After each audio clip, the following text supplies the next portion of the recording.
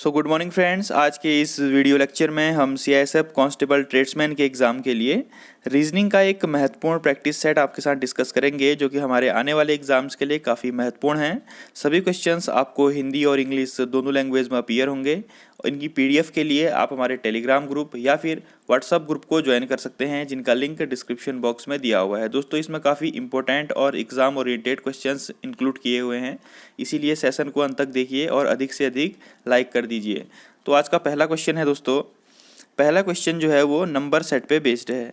यहाँ पर क्वेश्चन में आपको एक नंबर सेट दिया हुआ है, ये एक पर्टिकुलर पैटर्न को फॉलो करता है और इसी पैटर्न को फॉलो करने वाला एक नंबर सेट हमारे ऑप्शन में भी होगा, हमको उसको छांटना है। तो देखिए दोस्तों, इसका पैटर्न क्या है, आपको देख सकते हैं 3 6 जा 18 और 18 2 जा 36, यानी कि मल्टीप्लाई 6 और मल्टीप्लाई 2 का पैटर्न फॉलो करता है। तो हमारे ऑप्शन में ऐसा कौन सा नंबर सेट है जो इस पैटर्न को फॉलो करता है। तो हम ऑप्शन को देखेंगे, 2 5 जा 10 और ये नहीं हो सकता है। देखिए 12 6 जा 72 और 72 2 जा 144 होता है, तो ऑप्शन नंबर बी भी नहीं हो सकता है, ए भी नहीं हो सकता है और ऑप्शन नंबर डी भी नहीं हो सकता है, क्योंकि यहाँ पर 6 7 जा 42 आ रहा है। लेकिन दोस्तों, जो ऑप्शन नंबर सी है वो है 4 24 और 48। तो 4 6 जा 24 होता है और 24 2 जा 48 होता है, यानी कि जो ऑप्शन नंबर सी है वो क्वेश्चन वाले नंबर सेट के पैटर्न को फॉलो करता है। तो इसीलिए इसका आंसर क्या हो जाएगा, ऑप्शन नंबर सी 4 24 और 48, क्योंकि ये मल्टीप्लाई 6 और मल्टीप्लाई 2 के पैटर्न को फॉलो कर रहा है। तो उम्मीद करता हूँ कि आपको क्वेश्चन समझ में आ गया होगा। बढ़ते हैं अगले प्रश्न की ओर। दोस्तों, अगला प्रश्न जो है एक डायग्राम बेस्ड है, जिसमें एक ट्रायंगल दिया हुआ है उसमें, और ट्रायंगल में जो भी बंदे बैठते हैं वो साइकाट्रिस्ट को रिप्रेजेंट करते हैं। सर्कल में क्लिनिकल साइकोलॉजिस्ट है और जो स्क्वायर है, स्क्वायर में आपका साइकाट्रिस्ट सोशल वर्कर्स है।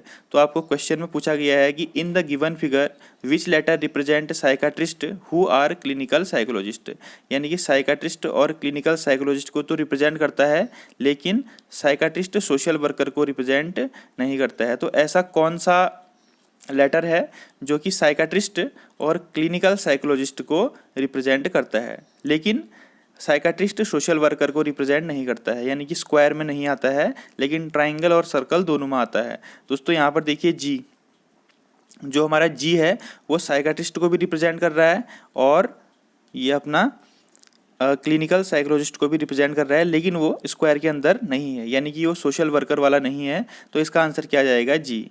जी एक ऐसा नंबर है, लेटर है जो कि साइकाट्रिस्ट और क्लिनिकल साइकोलॉजिस्ट को रिप्रेजेंट कर रहा है, बट साइकाट्रिस्ट सोशल वर्कर को रिप्रेजेंट नहीं कर रहा है। तो इस प्रकार के क्वेश्चन इन डायग्राम से आपको पूछे जाते हैं, ठीक है। तो इसका आंसर हो जाएगा ऑप्शन नंबर सी, जी।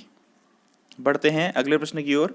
दोस्तों, अगले प्रश्न है एनालॉजी से संबंधित, ठीक है, जो कि एक बहुत ही क्रूशियल रोल प्ले करते हैं हमारे एग्जाम्स में। तो एनालॉजी जैसे कि देखिए, टी जो है वो लीफ से प्राप्त होती है, जो चाय होती है दोस्तों, चाय की पत्तियों से प्राप्त होती है। तो कॉफ़ी किससे प्राप्त होती है, तो कॉफ़ी जो है दोस्तों वो सीड से प्राप्त होती है, यानी कि बीज से प्राप्त होती है, ठीक है। कॉफ़ी के बीज को यूज किया जाता है। तो इसका आंसर क्या हो जाएगा, कॉफ़ी रिलेटेड टू सीड्स, यानी कि बीज। अगला है हॉर्स नाई करता है तो डोंकी क्या करता है, यानी कि ये हॉर्स की साउंड है, ठीक है। हॉर्स हिनहिनाना बोलते हैं इसको, हिंदी में बोलते हैं इसको हिनहिनाना। तो डोंकी क्या करता है दोस्तों, गधा, डोंकी ब्रे करता है, ठीक है। तो जो डोंकी की साउंड होती है वो होती है ब्रे, ऑप्शन नंबर सी। अब सेम वे में कार जो है गैरेज में पार्क करते हैं, जब कार को हम यूज़ नहीं करते हैं, जब वो स्टेबल कंडीशन में होती है तो वो गैरेज में होती है। तो सेम वे में एयरक्राफ्ट जो है वो कहाँ पर होता है, एयरक्राफ्ट होता है दोस्तों हैंगर में, ठीक है। Option number B, hanger. जब एयरक्राफ्ट को हम यूज़ नहीं करते हैं तो उसको कहाँ पर पार्क किया जाता है, हैंगर में उसको पार्क किया जाता है, ठीक है। चलिए अगला है दोस्तों, एस्प्रिन हेडेक में काम आती है। जो एस्प्रिन दवाई है वो सिर दर्द में काम आती है। तो सेम वे में जो क्विनीन दवाई है, ठीक है, क्विनीन का नाम आपने जरूर सुना होगा, तो वो दोस्तों मलेरिया में काम आती है, ठीक है। क्विनीन जो है सिनकोना की बार्क से ये मिलता है और ये मेडिसिन जो है वो मलेरिया के ट्रीटमेंट में यूज होती है। तो जिस प्रकार से एस्पिरिन हेडेक में यूज होती है, उस प्रकार क्विनीन जो है मलेरिया के ट्रीटमेंट में यूज होती है। अब देखिए, हंगर रिलेटेड है फूड से। जब भूख लगती है, हंगर मतलब है भूख, और जब भूख लगती है तो हम खाना खाते हैं। तो थ्रस्ट मतलब है दोस्तों प्यास, तो प्यास लगती है तो हम क्या पीते हैं, पानी पीते हैं, water. Option number C is right answer. तो दोस्तों, एनालॉजी से संबंधित क्वेश्चन जो है वहाँ पर पूछे जाते हैं, उसमें आपकी बेसिक एबिलिटी को चेक किया जाता है, तो इसीलिए इन क्वेश्चंस को आप ध्यान से देखिए। बढ़ते हैं अगले प्रश्न की ओर।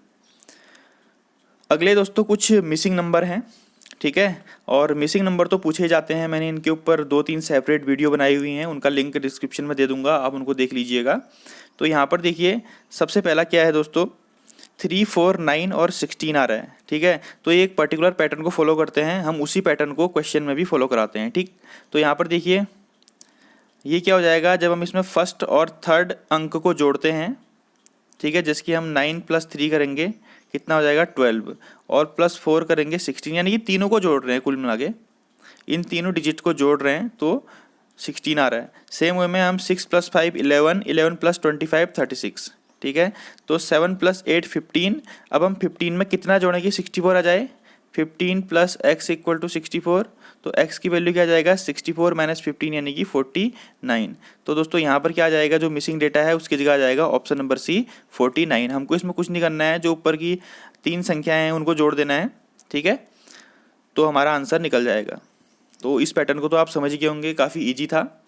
चलिए अगला पैटर्न है, थोड़ा टिपिकल है लेकिन हो जाएगा। तो दोस्तों इसमें क्या है कि जो थर्ड लेटर है उससे हम फर्स्ट लेटर को डिवाइड करते हैं, ठीक है। जैसे कि मैंने 5 से डिवाइड किया 25 को, तो कितना आ गया 5 आया, और फिर मैंने जो मिडिल का लेटर है उससे उसको मल्टीप्लाई कर दिया 12, तो कितना आ गया मेरा 60 आ गया, रिजल्टेंट आ गया। तो सेम वे में अब मैं 2 से 18 को भाग करूँगा तो 9 आएगा, और फिर मिडिल वाले से उसको मल्टीप्लाई कर दूंगा तो 153 आंसर आ जाएगा। अब देखिए यहाँ पर मैं कितने से 36 को डिवाइड करूँ कि 16 से उसके साथ मल्टीप्लाई करने पर 96 आए, ठीक है। अगर मैं दोस्तों यहाँ पर ऑप्शन में जाऊँ तो मैं 3 नहीं रख सकता हूँ, क्योंकि अगर मैं 3 यहाँ पर रखता हूँ तो 3 से 36 को डिवाइड करके 12 आएगा, और 16 × 12 96 नहीं होता है। 5 से 36 डिवाइड नहीं होगा, 4 से करूँगा तो 9 आएगा, 4 9 जा 36, और 16 × 9 जो है वो 96 नहीं होता। तो ऑब्वियसली यहाँ पर 6 रखूँगा। जब मैं यहाँ पर 6 रखूँगा दोस्तों, जो मिसिंग डेटा है यहाँ पर 6 रखूँगा, तो क्या होगा 6 / 36 कितना आएगा 6 आएगा, और मैं 16 को 6 से मल्टीप्लाई करूँगा तो मेरा कितना आ जाएगा 96 आ जाएगा। तो हमें इसमें क्या करना है कि जो थर्ड लेटर है उससे पहले को डिवाइड करना है, फिर सेकंड से उसको मल्टीप्लाई कर देना है, ठीक है। उम्मीद करता हूँ आप इस पैटर्न को समझ गए होंगे।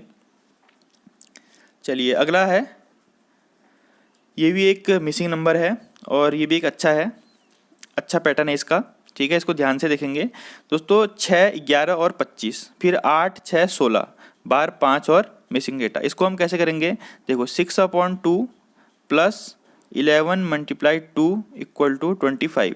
तो पहले वाले को 2 से डिवाइड कर देंगे, दूसरे वाले को 2 से मल्टीप्लाई कर देंगे, तो हमारा तीसरा नंबर निकल जाएगा, ठीक। सेम वे में ऐसे करेंगे हम 8/2 + 6 × 2 = 16, ठीक।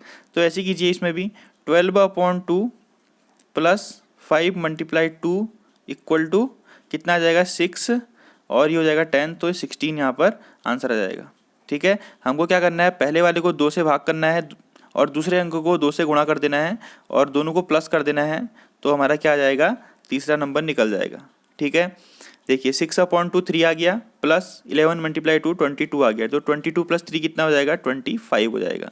तो उम्मीद करता हूँ कि आप इस पैटर्न को समझ गए होंगे, ठीक है दोस्तों।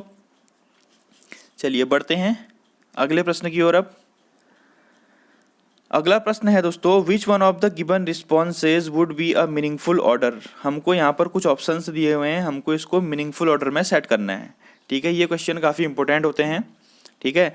तो दोस्तों इसको मीनिंगफुल ऑर्डर में हमको सेट करना है। सबसे पहले इसमें लिखा हुआ है large intestine, rectum, small intestine, mouth, stomach और ओशियोफेगस, यानी कि ये डाइजेस्टिव सिस्टम का हमको एक सीक्वेंस दिया हुआ है, हमारा पाचन तंत्र जो होता है ना उसका सीक्वेंस दिया हुआ है। तो सबसे पहले हम दोस्तों क्या करते हैं, खाना खाते हैं तो मुंह से खाना खाते हैं, तो डाइजेस्टिव सिस्टम हमेशा माउथ से शुरू होता है, मुंह से शुरू होता है। उसके बाद खाना कहाँ जाता है, हमारा ग्रास नली यानी कि ओसोफेगस, या जिसको हम ईसोफेगस बोलते हैं, ठीक है। सबसे पहले आ गया माउथ, उसके बाद आ गया ग्रास नली, जो नली होती है हमारे गले में, ईसोफेगस बोलते हैं उसको, ठीक है।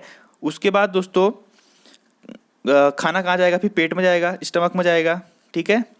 स्टमक के बाद फिर वो जाता है दोस्तों सबसे पहले जाता है हमारा स्मॉल इंटेस्टाइन में, ठीक है, छोटी आंत में जाता है। फिर छोटी आंत के बाद खाना बड़ी आंत में जाता है, और अंत में क्या है, रेक्टम से जो हमारा वेस्ट होता है वो निकल जाता है, ठीक है।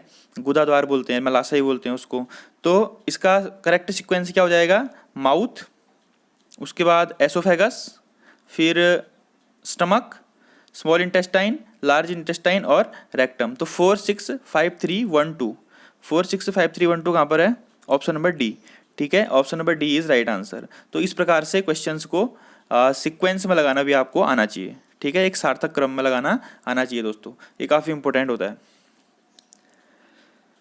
अगला है दोस्तों, ये एक इमेज आपको दी हुई है, एक चित्र आपको दिया हुआ है और इसका एक पार्ट मिसिंग है और ऑप्शन से हमको पार्ट फाइंड आउट करना है। ध्यान से देखेंगे, इसमें ये काफ़ी अच्छा क्वेश्चन है और बारीकी से देखने वाला क्वेश्चन है। ठीक है, जब आप इसको बारीकी से देखेंगे तभी आपको इसको समझ में आ पाएगा। अब देखिए, आप इस इमेज को, पहले इस चित्र को ध्यान से देख लीजिए, उसके बाद हम आते हैं ऑप्शन नंबर 1 में। तो दोस्तों ऑप्शन नंबर ए बिल्कुल गलत है। क्यों?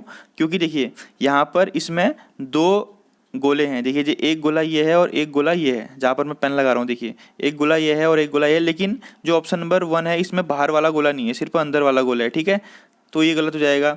ऑप्शन नंबर बी भी गलत है। क्यों गलत है? क्योंकि देखिए जो यहाँ पे इसके रोए हैं, ये ऐसे आपको लाइन, इसको लाइनिंग लाइनिंग दिख रही है आपको यहाँ पर ऐसे करके, दिख रही है ना लाइनिंग, तो ये 8 हैं। आप इनको गिनिए कितने, 1 2 3 4 5 6 7 8, ये 8 रोए हैं, लेकिन ऑप्शन नंबर बी में सिर्फ 6 हैं। ठीक है, और अब आते हैं हम ऑप्शन नंबर डी में। ऑप्शन नंबर डी भी गलत है क्योंकि इसमें अंदर वाला गोला नहीं है। देखिए जो अंदर वाला गोला है ऑप्शन नंबर डी में नहीं है। अब ऑप्शन नंबर सी इसका राइट आंसर है। ठीक है, आप ध्यान से देख लीजिएगा, इसका राइट आंसर है ऑप्शन नंबर सी। ठीक है, तो इनको बारीकी से देखने पर आपको पता चलेगा कि यहाँ पर क्या मिसिंग है। ठीक है, तो ऑप्शन नंबर सी यहाँ पर फिट आ जाएगा दोस्तों। Option number C is right answer. चलिए अगला प्रश्न है ऑड वन आउट, यानी कि इनमें 4 ऑप्शन दिए हुए हैं, 3 किसी प्रकार से समान होंगे और एक उसके समान नहीं होगा, और जो ऑड है, जो अगले 3 ऑप्शन के समान नहीं है, उसको हमको क्या करना है, ऑड करना है, मतलब निकाल देना है, उस वो हमारा आंसर होगा। ठीक, जैसे कि यहाँ पर है रिवोक करना, निरस्त करना, नलीफाई करना, किसी चीज़ को अमान्य कर देना, एक्सपंज करना, किसी चीज़ को मिटा देना, और इन्फोर्स करना, किसी चीज़ को लागू कर देना। तो ये 3 तो निगेटिव है दोस्तों, इनका और मीनिंग भी सेम है, किसी चीज़ को निरस्त कर देना, अमान्य कर देना, मिटा देना, ये 3 सेम है, सिनोनिम्स हैं, लेकिन ये इसका एंटोनिम्स है। एनफोर्स करना बिल्कुल पॉजिटिव वर्ड है, लागू कर देना किसी भी चीज़ को। ठीक है, और ये 3 क्या है, निगेटिव वर्ड है। तो हमारा ऑड क्या हो जाएगा, ऑप्शन नंबर डी, एनफोर्स करना, लागू करना किसी भी चीज़ को। अगला है दोस्तों अर्थक्वेक, साइक्लोन, फेमाइन और फ्लड। ये क्वेश्चन काफ़ी बार एग्जाम में पूछा जा चुका है और बंदे इसमें हमेशा गलत करते हैं। तो मैं आपको बताता हूँ इसका राइट आंसर क्या है, इसमें ऑड क्या है दोस्तों। इसमें अर्थक्वेक ऑड है। ठीक है, इसका रीज़न मैं आपको बताता हूँ क्यों। जो अकाल है, चक्रवात यानी कि साइक्लोन है और बाढ़ है, ये तीनों जो है, जब एनवायरमेंटल कंडीशन, जो हमारी पर्यावरणीय परिस्थितियाँ होती हैं या हमारा मौसम होता है, उसमें परिवर्तन होता है, तब ये 3 चीज़ें होती हैं। ठीक है, जब बहुत ज़्यादा गर्मी पड़ जाती है तब अकाल हो जाता है, मतलब जब बारिश नहीं होती है, और जब बहुत ज़्यादा समुद्र में ज्वार भाटा आता है, मतलब कि कोई भी एनवायरमेंटल चीज़ें होती है, तो तब चक्रवात, साइक्लोन आ जाता है, और बाढ़ आ जाती है जब बहुत ज़्यादा बारिश होती है। लेकिन अर्थक्वेक जो है एक इमीडिएट प्रोसेस है, एक सडन मूवमेंट है, इसके लिए कोई भी क्लाइमेट कंडीशन की आवश्यकता नहीं पड़ती है। तो इसीलिए क्या हो जाएगा, अर्थक्वेक इसमें ऑड हो जाएगा। ठीक है, इसको ध्यान रखिएगा, ये एग्जाम में 100% पूछा जाएगा, इतनी गारंटी मैं ले रहा हूँ आपकी। अगला है दोस्तों BDEG और BDEGACEHMOQTSUWZ। तो इसमें हमारा क्या है दोस्तों, BDEG इसमें ऑड वन आउट है। क्यों, मैं आपको बता देता हूँ। देखिए A, B छोड़ के C, C के बाद D छोड़ के E, और E के बाद 2 छोड़ के H, मतलब E, F और G छोड़ के H आ गया। ठीक, तो सेम वे में M, 1 छोड़ के O के बाद 1 छोड़ के Q, और Q के बाद 2 छोड़ के T। ठीक, और S, 1 छोड़ के U, फिर 1 छोड़ के W और 2 छोड़ के Z। लेकिन BDEG में ये वाला पैटर्न फॉलो नहीं कर रहा है। ठीक, तो इसका ऑड वन आउट क्या हो जाएगा, BDEG, ऑप्शन नंबर ए। अगला दोस्तों 343, 2401, 149 और 49। आपको इनको देख के कुछ समझ में आ रहा होगा कि 49 तो 7 का स्क्वायर हो गया, 343 7 का क्यूब हो गया, और 2401 जो है 7 की पावर 4 हो गया।